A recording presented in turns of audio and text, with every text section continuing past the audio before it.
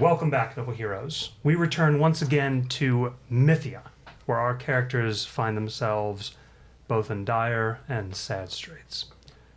Unfortunately, last session, Dom was killed, and Juniper was put in a deadly situation with the Angel Dominus, Angel of Darkness. But we will go perhaps to a lighter place and a happier time with a friend of the party who is momentarily gone.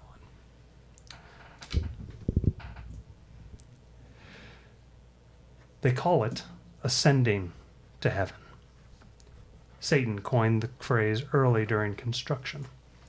Zarafan mused on the sullied origins of the phrase with his eyes closed as the world shifted around him. This transfer of his matter between Mythia and heaven always made him feel uncomfortable if he didn't shut his eyes. He and the light golem zoomed between two worlds in what appeared as a tunnel made of mist. If he did open his eyes, he could make out shapes beyond the mist, but no one knew what was there. Most beings couldn't even perceive this transfer phase, where their beings broke apart and they ascended. After what felt like a minute of interspatial travel, the angels reformed before a massive and beautiful gate. He loved this place, but he also felt a twinge of discontent with the idea that they were ascending. Heaven liked to pretend that it was above everything else. For eons, they had played the watchful protector, who was too regal and clean to dirty their hands with Mythia's problems. For much of his existence, he had played along. But now, the discontent inside of him, a discontent shared by his fellow Archangel Rathian, had begun to boil over. Juniper also had both spoke and acted in ways to bring this fact into sharp relief, trying to make the Godmothers into the organization willing to act on behalf of Mythia when heaven wouldn't. This place was stunning and calm and quiet, but it was intentionally sterilized. Most of the largest issues Mythia had dealt with in the past were because of heaven's missteps. Satan, the Dragon War, the darkness, and countless other dangers were mostly their fault, and history was paved on the road of their errors. He couldn't hold any one angel at fault. The path to the pit was literally paved with good intentions. But the one who was most at fault was the angel who now lay shadowing. He would take the throne and change things. Make it better. The light golems didn't have the same range of emotions that other sentient beings did. Their range was muted due to them being made for war. But over the millions of years that they had existed, they had gained a minor fraction of the feelings felt by others. Zarafan thought they must be very annoyed with him for how long he was taking to get to the fortress. He didn't feel that bad. He had friends and companions here that he hadn't seen in weeks. One in particular he needed to see. Cassian. Zarafan made his presence known to the studious angel as he entered the lab. The Archangel could tell that Cassian was taken aback initially. He had always mostly seen Cassian as a lab assistant, a brilliant and clever one, but never much more than that. Now he felt like they really had something in common. Zarafan? The touch of social awkwardness that the other angel showed was immediately endearing. I don't understand. I thought you had fallen. The two embraced. I did, but I was needed back here. He didn't know how many knew about Mazrian's condition, so he didn't yet feel comfortable enough to share his true purpose. I met a friend of yours while I was away, Zarafan smiled. A friend? Who? Cassian asked. Isaac Crowley. Isaac! Cassian's face lit up. By the heavens! How is he? Where did you meet him? You didn't attack him, did you? Zarafan couldn't help but laugh. I believe he's fine, as far as circumstances allow. We met at Mirban's tower, and I didn't attack him, though I was tempted occasionally. Zarafan paused and took a deep breath. You were right about him, and I should have listened closer to your advice. From now on, that's something that's going to change around here. We're going to listen to everyone and heed hard-won wisdom. Zarfan put his hands on Cassian's shoulders, and a bit of pain must have shown on his face because Cassian smiled, but it was filled with worry. Are you all right, Zarfan? Yes, but I have a favor I need to ask you. I need you to put this on hold and come with me, Zarfan asked. Right now? Cassian asked, clearly not wanting to leave his experiment. Right now, Zarfan said with confidence. As he was cleaning up and turning off the magic used to light the beakers, Zarfan continued, How are Mirbin and Melon? I suppose things must be improving for you to have returned from the tower. Yes, Cassian said while carefully circling a magic rune, turning down a flame. They've made some impressive progress. I used some of my money to purchase a therapist for them for a stint. I plan to check up again on them again in a week or so. Putting quotations around money may be the most Cassian thing ever done, and it made Zarfan smile. He had missed working for weeks straight in a lab with a score of intelligent and passionate people, delving into the secrets of the universe. It would never be as good as it was working with Juniper, but it was a lot different vibe to be so firmly in charge. He supposed he would be doing a lot less lab work, and a lot more in charge from now on. So would Cassian, if he accepted his offer to become his second in command, and gain the rank and power of an archangel.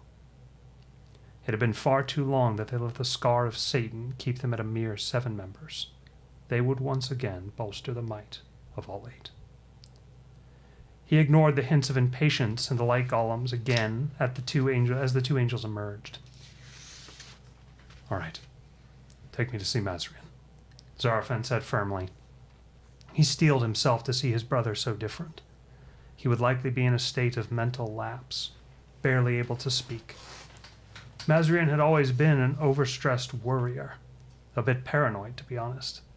He lived in Satan's long shadow, and had been Satan's biggest admirer before he had turned.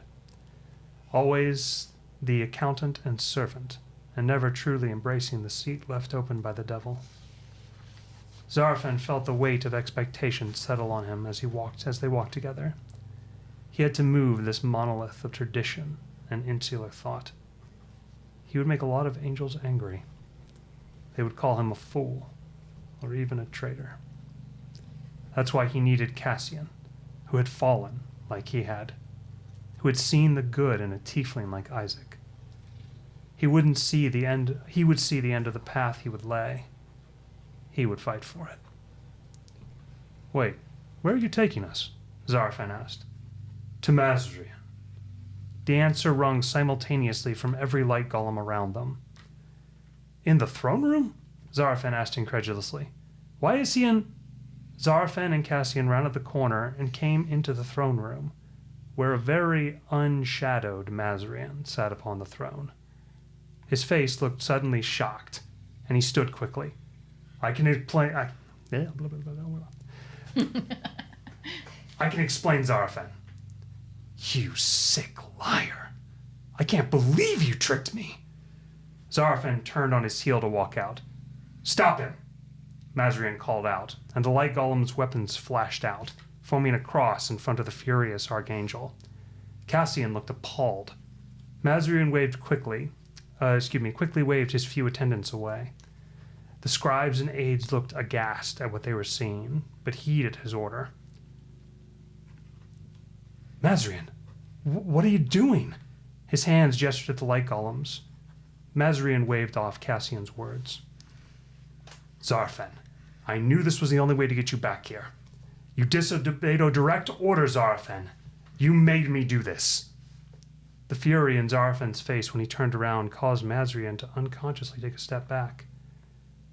I made you? This is the move of a coward, Mazrian. You risked the life of Juniper? Mazrian cut in. His face looked expectant.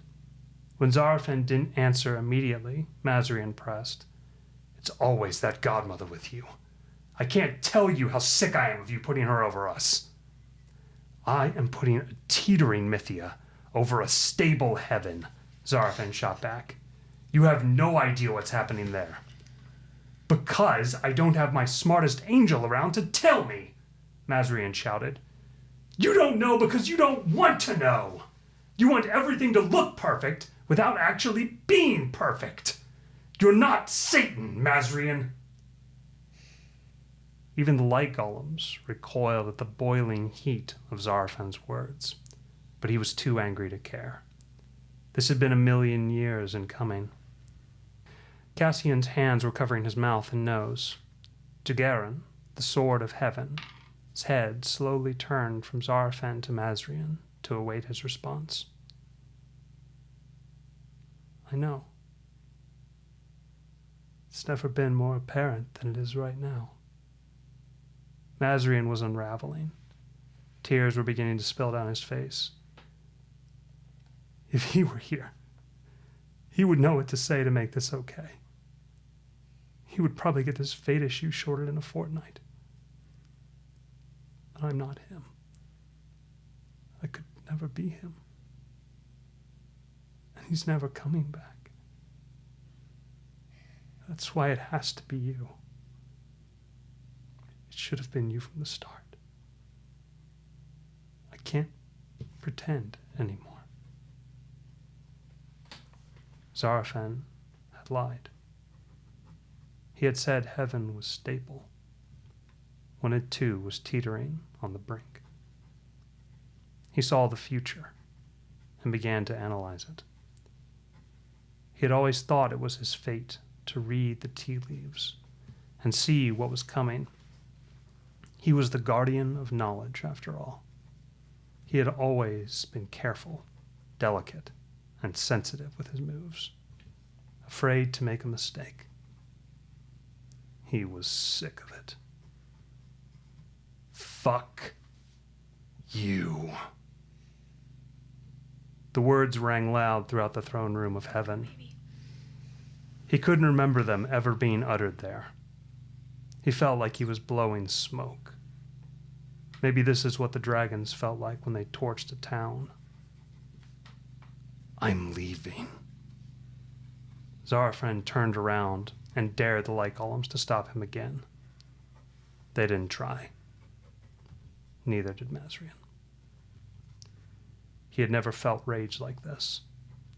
When he was far away, he turned and tore a framed picture from the wall, one that he had painted when he was young, of Yggdrasil, the world tree, when it had lived. He broke it in two on his knee. He whirled and saw Cassian looking at him with alarm. He felt bad for him. None of this had been his fault. His rage lessened. Where will you go? Back down to Mythia. I've got to find Rathian first, then Juniper, Zarfan stated. Let me go with you, Cassian said. The request totally knocked Zarfan off course. Cassian, I plan to fall. I may never come back again. I doubt Mazrian is going to let me leave. I'm going to have to jump through the Black Way. Cassian looked nervous at this announcement. Right. Well, we best get going then. What? You love the lab, Cassian. Mazrian isn't going to retaliate against you. You can go back and do what you love.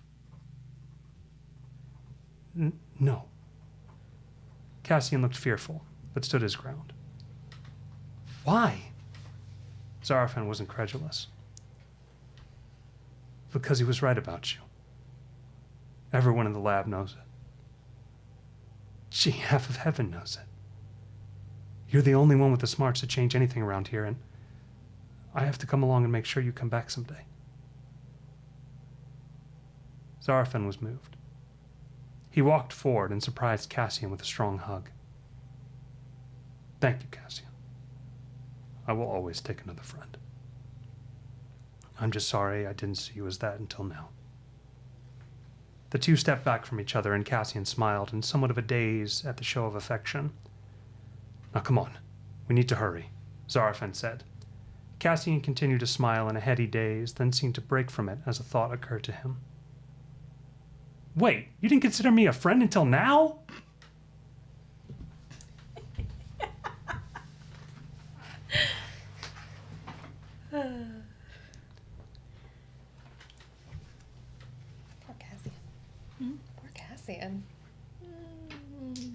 millennia of not being considered a friend.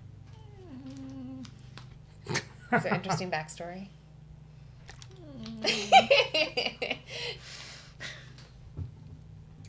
Just like you and Sarah. That's right. That's right. It's true. We're pretending. I don't know what you're talking about. Yep. It's more like if Cassian and Zarfin were like frenemies. Like, ah, ha, ha, ha, ha, and then behind, you know, there's like He's a just like a dagger. knife. Yep, yep. Yeah, just like that. Sorry. All right.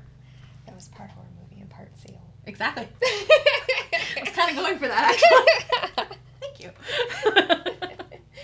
Sorry. Continue. Serious stuff. Serious face. I can't. Euphemia, you look down at Dom's corpse. Oh man, you start with me and that? Are you serious? Isaac, where are you in relation to this?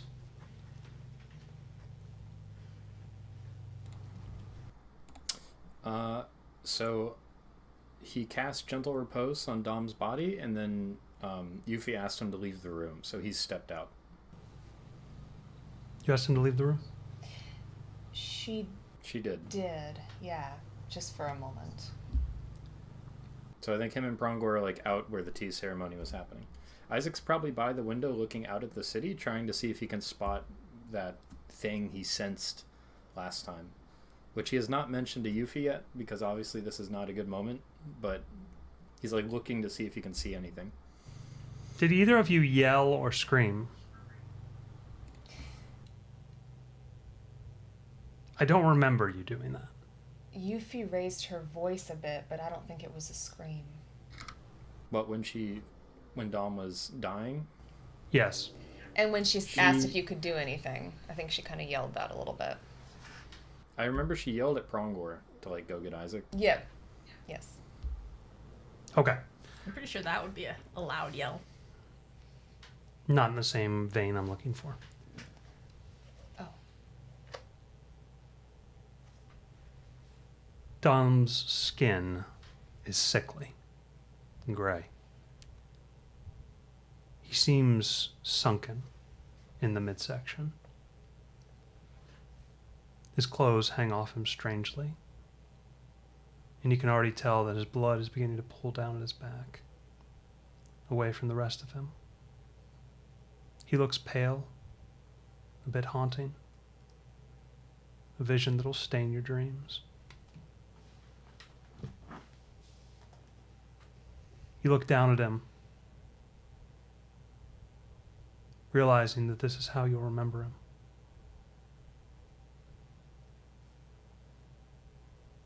What does Euphemia do in that moment?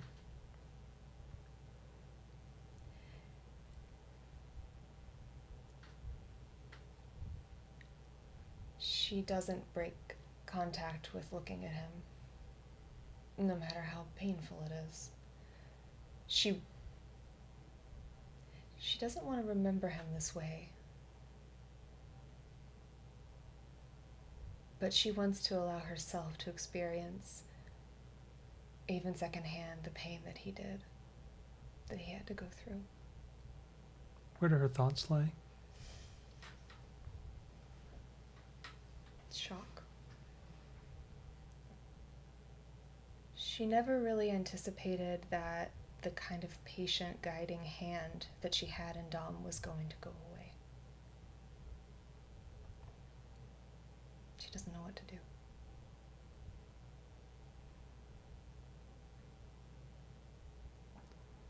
Isaac. Outside of the room, down about 25 feet in the hallway, you look out a window with Prongor. The memory of Dom having fallen over and struggling on the ground bites into your mind. Prongor, next to you, is going to place his good hand on your back. Gives you a light pat, which to Prongor is something more than that. He was a good dwarf master, he says.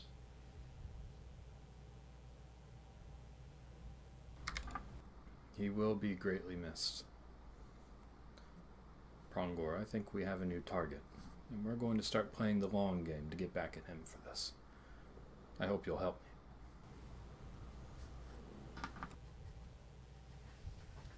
He looks up at you.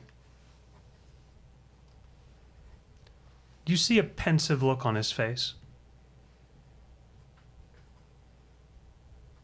Master, I admit to being confused. About what? Well, vengeance seems a distinctly unheroic act. Prongor, at this point, would you have considered Dom one of our own? Yes, Master. I don't care how heroic someone is.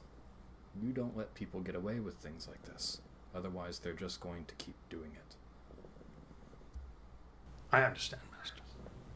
And besides, even if we try and walk the high road, our captain's going after him anyways. We may as well help. Yes, Master. What are you looking at? Prongor says as your eyes trail up towards something black on the grounds of Garen, far down below, a visible orb over a specific neighborhood down in Old Town. I have a question. What is your question, Sarah? Has the sun fallen yet? Well, you know what I mean. My son that I called. Oh, that did happen already, yes. You did not see it. Pretty sure everybody saw that. Well, he wasn't looking. He was behind a stone wall at the time. Fair enough. Just checking. Isaac, still looking out the window, says, right as all this was happening. Can you guys hear me? What was that? That was a vacuum? No, that was Max. Oh. He's snoring. He's snoring today. Anyways. Isaac says, right as all this was happening, I detected something evil going on in the city. Something necromantic. Can you see that over there on the horizon? Yes, Master. What is it? I don't know, but it's nothing good. I haven't brought it up with Euphemia yet because it's obviously not a good time, but after we take care of Dom, I think we should start heading that way. That is a long way away, Master. Whatever's happening there must be going on for a great deal of time in order for us to get there. Yes, I'm afraid so. If only Shadow were here, she could take us there quickly. Yes. I wonder where the dragon is. Probably with Roland. Probably. I haven't seen her since, well, practically since we arrived in Garen. I'm sorry. Snoring is very cute. It's adorable. Sorry. It's okay. No, it's okay. He sounds like a kitty. I know. Prongor says, Master, look! The guards seem to be activated. They're running out of the citadel. He says, you see what appears to be several large groups of maybe soldiers and palace knights running out and gathering up on horses. They're wielding lances, as you might see Roland do on Shadow. Do they all seem to be heading in that direction? They're headed down the citadel. You won't know which way they take until they get to the bottom. Gotcha. Okay. Isaac's going to turn around and look back at the door to the kitchen and see if he can see or hear anything from Euphemia. You cannot. In addition, you are interrupted by Prongor. You don't think it's Pitt, do you, Master? Back from the dead? On another day I may have said so, but after speaking to him a couple times in that cell, I don't think Pitt's fit to do anything like this. Probably right, Master. Should we go and inform the rest of the crew? Johnny, Bali, they're just down the hallway in a courtyard. I'll stay with the captain. You go tell everyone else about Dom. And, well, just tell them about that for now. I think that's most important to them. Yes, master, he says. He looks thoughtful, as though he's considering how he's going to go about it, and then we'll shuffle down the hallway.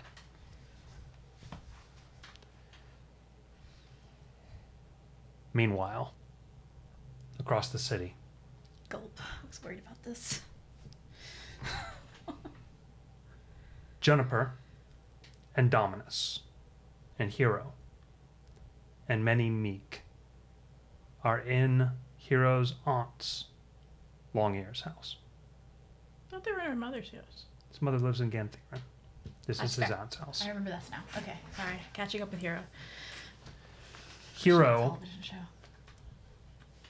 is frozen, clearly afraid to make any kind of significant move, for fear that Dominus's blade-like hand is going to shove into his uncle, Might Be a Godmother's neck. Might Be a Godmother also seems to be struggling against the effects of a darkness infection, and the other meek are succumbing to it far faster than he is. He still maintains a semblance of himself, while the others have lost their pupils, their eyes roiling with darkness, and they seem to be gaining a sort of zombie-like movement to them, as it's clear the infection is winning against their fragile capabilities to fight it off. Does June think he has to actively concentrate on this? Yes. So, But, as the Angel of Darkness, he is more than adept at concentrating on it. yes, but like if she does something to disrupt that concentration. So he is speeding up the process, but they will be infected regardless, eventually. But normally it takes much longer. But if she gets him out of here, she thinks that maybe... The process would probably take long enough to be able to be affected by any number of things, including your own capabilities to get rid of it. Okay, she would like to do a few things simultaneously. Is that okay? All right. Go ahead and tell me which of those comes first. June has a icy mask on her face at the moment as she watches him. She seems to be fiddling with a necklace at her throat. Okay. She's going to snap open the necklace and use a few wishes. She wants to do two things with the wishes. One, she wants to empower briefly the light of heaven that's going to come out of her necklace, aimed at Dominus and the group. Okay. And then behind her, like as she puts her hand down, she wants to wish to retrieve the pouch that's, what is it, the Satan's Sunstone or whatever it's called, from her. Satan's Guild. That's the one. Sorry, Sunstone is what he has at. Yes. Since she made the pouch and she's connected to it, she should be able to do it pretty easily, so... So the pouch is with Euphemia, Correct. and you want to teleport it to Juniper, To her hand, yes. to her hand. So with this plan of action, She's using it as a plant to... the light is to slow him down, maybe helpfully slow down what's going on with them, because it is a light of heaven, so it should have a reaction against darkness. Two, it's also to distract him so that he doesn't notice her casting the second more important wish of retrieving the Sunstone. Or Satan's Guilt. I should probably write that down. so here's what's up. You clearly have a solid plan laid out as to what you want to do. Mm-hmm. I will give you the option, since you have this plan. Juniper is aware that the moment that she does an action, everything's going to break into immediate combat. The meek are currently stuck in the room with you. They're dazed. Your light would certainly hit Dominus, and things could go very well. It's also possible they could go very badly at the moment. She has the option of basically readying an action whenever he does anything to perform this plan that you have. Sort of like you've played a trap card, and whatever he does, you'll flip the trap card over and you'll do that stuff. Well, the problem is he's progressing more quickly, right? How much time does she think she has before they're taken over? You believe Particularly God. that you probably have 2 minutes, 3 minutes. But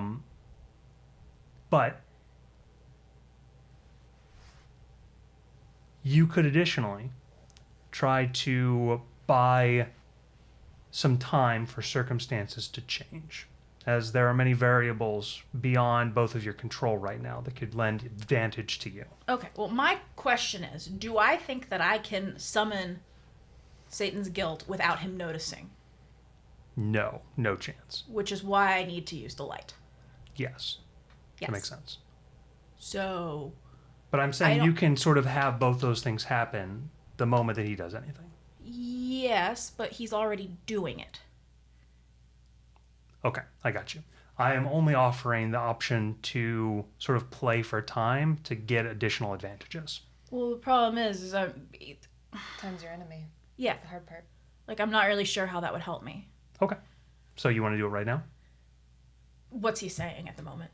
Is he saying anything? He is like... only waiting for you to decide Yeah, to take the disc. As much as I'd like to stall and get more advantages, I don't see anything she could do right now that would allow her to do that without taking the disc, which she will not do. Okay. All right. So. I need an out-of-game question. All right.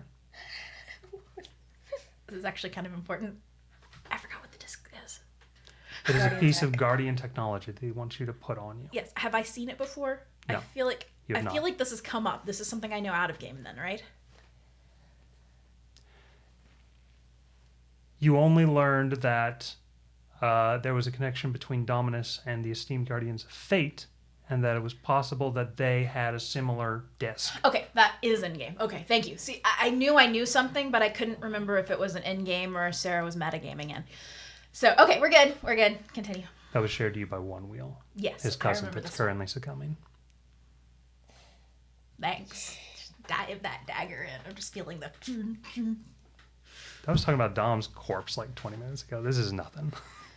Yes, he was. All right. In vivid detail. See, this So- is just in addition to Dom's corpse. Here's what's up. June doesn't even know about that, so she'll get that later. It's gonna be a good day.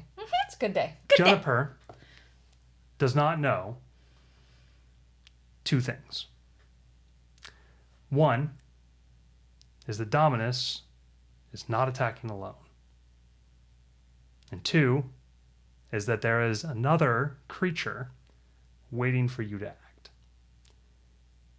When that creature senses action within your intention, it is going to spring into action itself. Juniper, as soon as she opens up the locket and a flash of light shoots outwards, Dominus is going to make a Constitution saving throw against your spell save DC to be unstunned.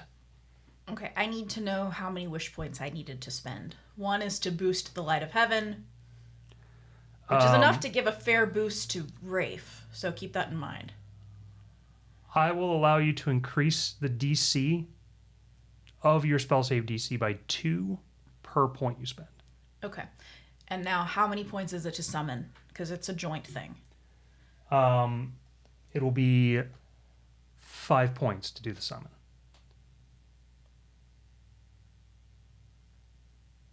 So my next question is, you know how the staff works? Yes.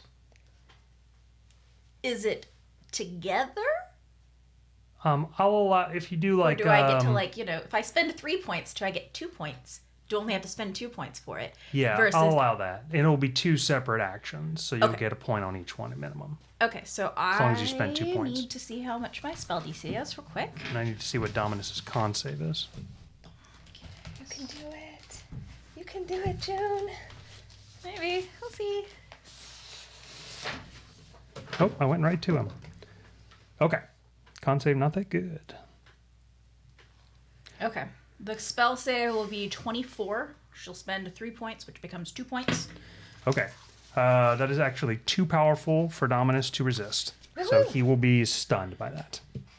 Okay, and then she'll spend 5 points, which becomes 4 points. So that's now 2.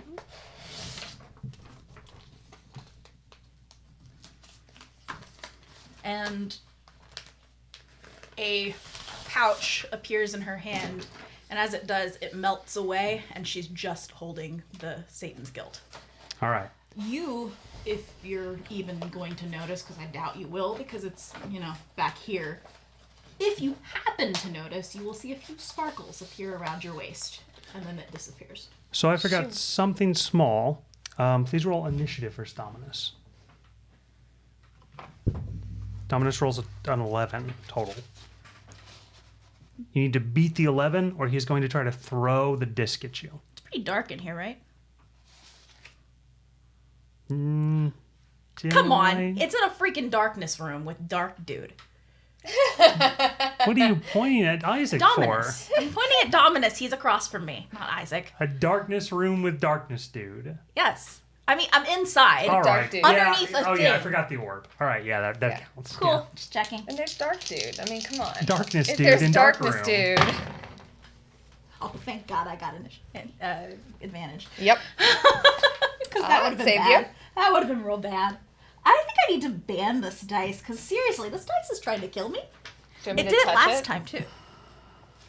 You know what? I might I'm actually I going to might let you undo it. hold the dice. Okay. Wow, what an honor. It's cursed already. It needs help. My cursing may uncurse.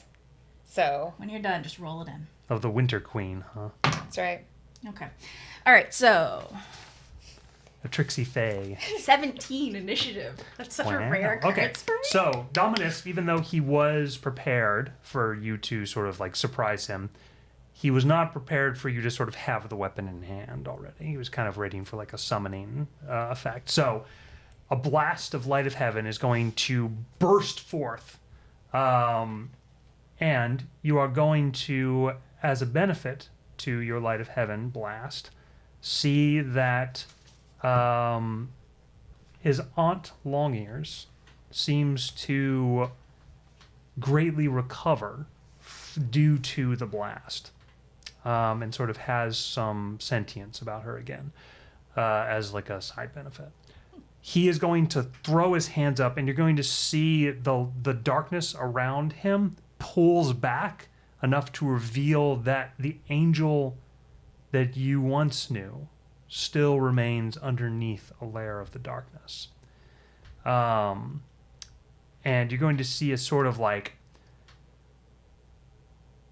writhing, almost snake-like effect, like a snake coiling up on the darkness on his skin, frying like in a pan, basically. It sort of sizzles. I have a question. Yeah. Do all magic items shrink or expand to the size of the user? No. How big is that Sinstone again? Satan The Guild. Sin Stone? Damn it. I mean, You're yeah, conflating Satan's with Guild. Isaac's Sinstone. Yes, Yep. every time. How big is Satan's Guild? About the size, It's an amulet, so it's... like that-ish. Oh, it's that big. Yeah, because it like hooks on your spine. Does it shrink? Because what if it's going on a person that's tiny? So once it is attached, it will. Gotcha. But you gotta, like, put it on. Okay. Well, Correct. she's currently hiding it behind her giantly voluminous skirt. Okay. And as the blast goes off and you feel the bag enter into your hand, Well, it's just like it's mostly it's hovering at her hand because she's using telekinesis now. Her fairy kinesis, I guess. Juniper is going to feel perhaps the strongest psychic attack of her lifetime. Oh, goody! This is a great plan, Sarah. Some Weren't left with a lot of entity options. that seems to you very distant, but still immensely powerful, is going to try to break down your mental barriers and dominate you. In order to resist, you're going to make 3 DC 17 intelligence saving throws. Whatever's attacking you is attacking you in desperation. So these are much weaker than they could be. However, for each one that you succeed, Juniper's powerful mind will gain knowledge about her assailant. And for each one you fail, your assailant will gain knowledge about you and worse. Oh, see, this is very similar to that one particular fight I had once that I don't like and failed miserably on. The one against Danblith? Yeah, I yeah, remember the one that gave him my information, I remember which sucks horribly. Okay, All right, let's do the first one. I don't want to. These are going to take place effectively instantaneously in game time. So what do you need to roll in order to succeed a DC 17 intelligence save?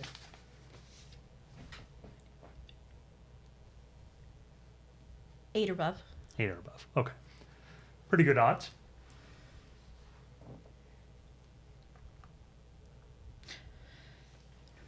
I'm seeing if I have any bonuses anywhere. Give me a second. Is this a psychic attack? It is a psychic attack. Does my resistance have anything to do with this?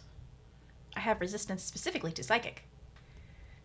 So I have set the DC at an appropriate level to account for your psychic resistances. Okay, just checking. All right, here we go. Oh no! Maybe use the uncursed, the cursed.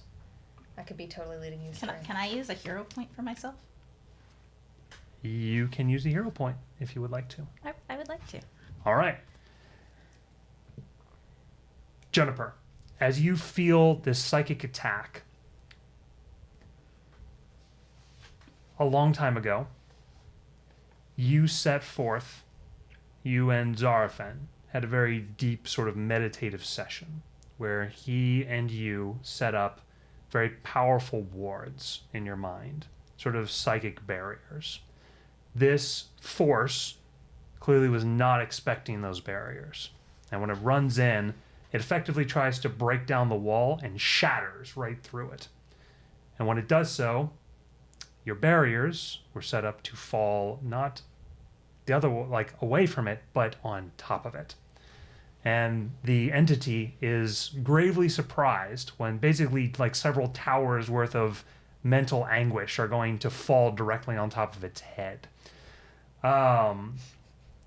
In so doing, you will feel a piece of its psyche break off and shatter, flinging through your mind, allowing you to gain some knowledge about this creature.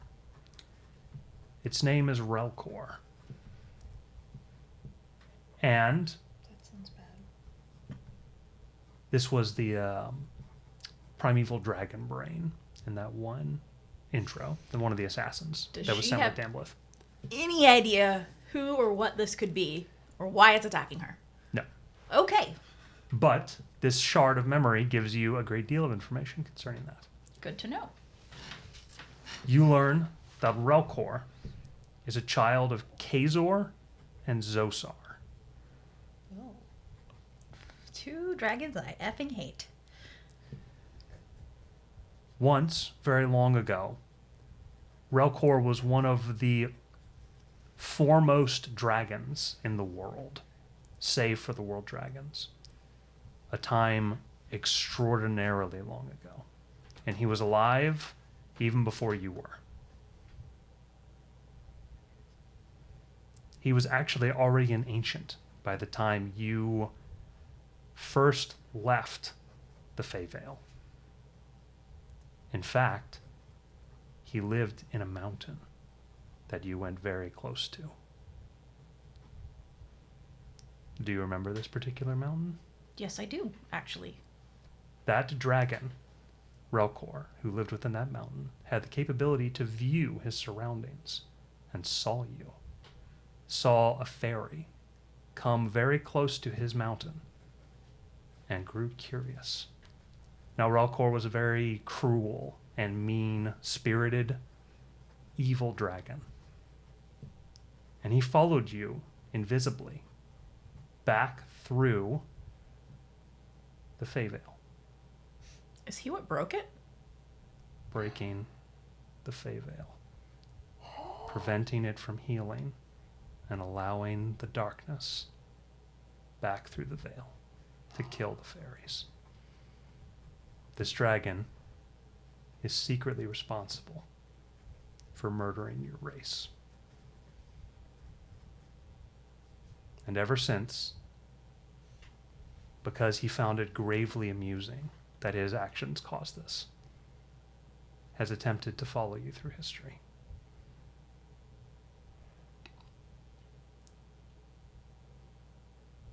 Well, that's a nugget of info right there.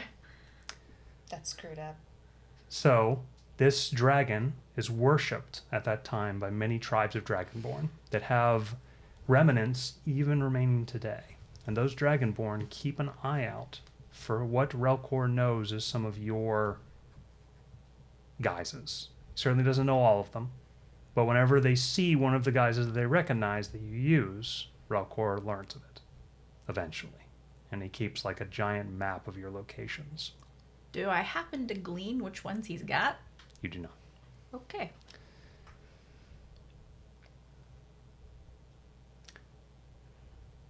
Now, when Zosar learned of this fact from Relkor, she killed him. And Zosar swore him to secrecy, that he would never be able to tell what he had done, because she knew that it would shatter the peace between the dragons and the angels. Acting in a much more reasonable and thoughtful way than you would have thought the Death Dragon capable.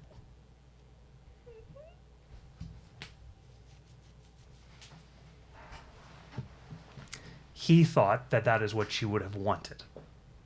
What? Relkor thought that's his actions were what his mother would have wanted him to do. His current actions? The actions where he broke the veil Oh. and let the darkness in. Oh, so there was a bit of a surprise to him?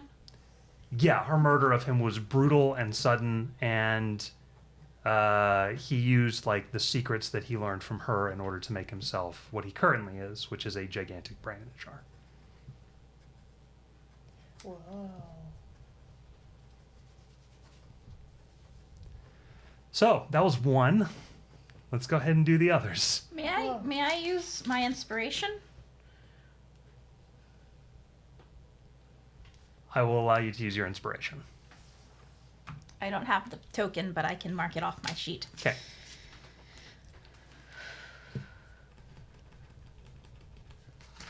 Okay, here we go. Good luck. 8 or above on one of them. Okay. A crit. All right. This is So- going well. Jun's fury is spurring her against this particular attack at the moment. Caught off guard, Relkor's assault is paused momentarily as you muster mental defenses against his assault.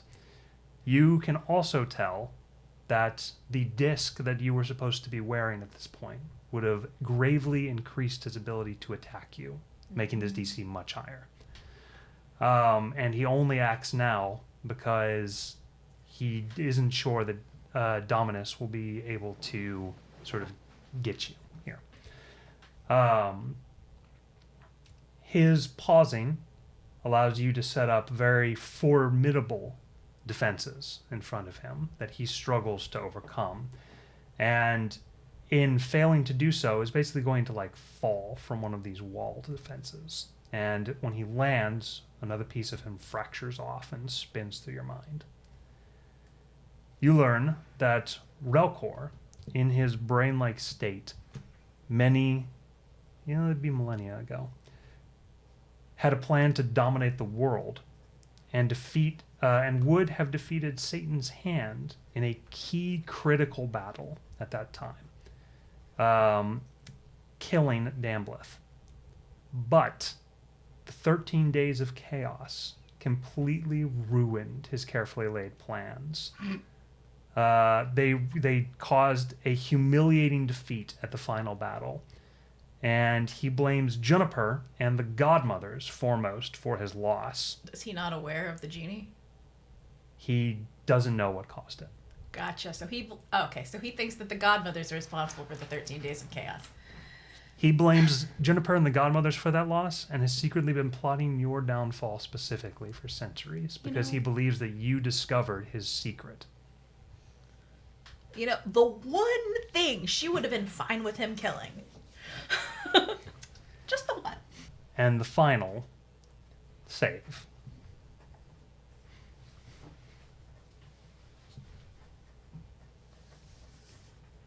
Does my crit grant me any bonuses? Because you said my fortifications got better. It did not. Okay, it was worth a shot. All right. I'm feeling that meme Cat Sunta, or that TikTok video Cat Sunta's I favorite. haven't watched it yet. The one about the different dice. Okay, well you fail at life, Cat. So sorry. Jamie. Okay. Cat Jamie? Cat Jamie, yes. Good Jamie. Jamie. Good luck.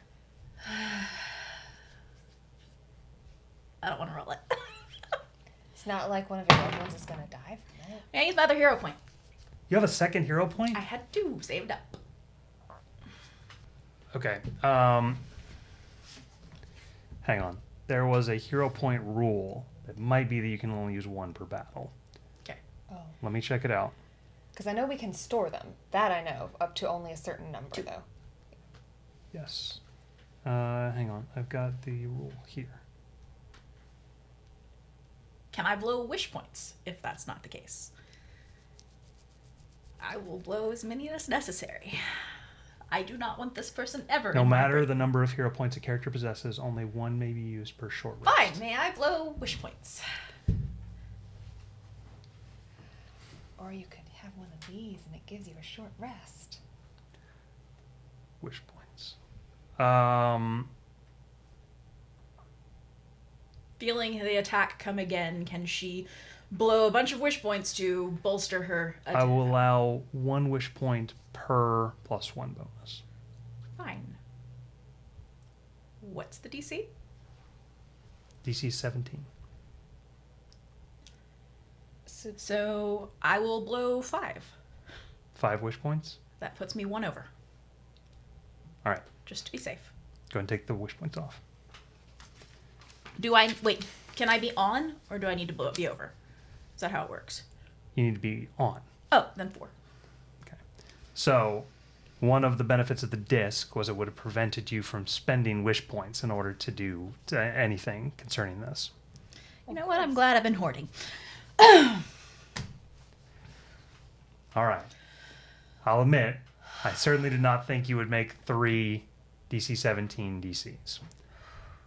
So, here's the final piece of information. As you expel Relcor from your mind, a grave and important secret is going to fling off of Relcor's memory. Something that he is very angry to lose.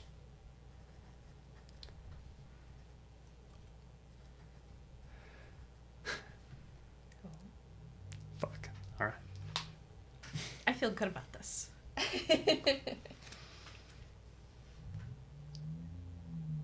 What bullshittery has he been up to? Is this going to be like a revelation of... Yeah. Oh. Sorry, that was too excited. Okay, I'm good. Okay, we're good. Relcor knows Dambleth's true identity. Yes! As your father Bramble, the king of fairies. Da fuck? How'd that even work? He was eaten by darkness that day, but his fate, that nothing younger than him can harm him, caused him to sit in a comatose state inside the creature of darkness, an elder, in fact. And slowly, their minds, over the course of a century, began to merge together, transforming it to his will. He lost his mind, and the darkness lost its own, becoming a new creature. He wears it like a dark shell, unable to be harmed by it, and affecting it always. But he is still in there, older than Relkor, but his mind is younger. So that's how he's still technically younger than me. Okay, I was wondering about that. He remembers nothing of his former self. Well, June's brain just kind of exploded over there in the middle of a fight, so this is awesome. Oh god, she's getting ready to use Satan's Guild.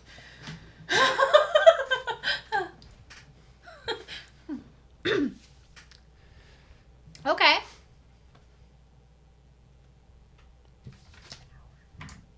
Okay, we're good. Thank god she's really good at compartmentalizing. All right.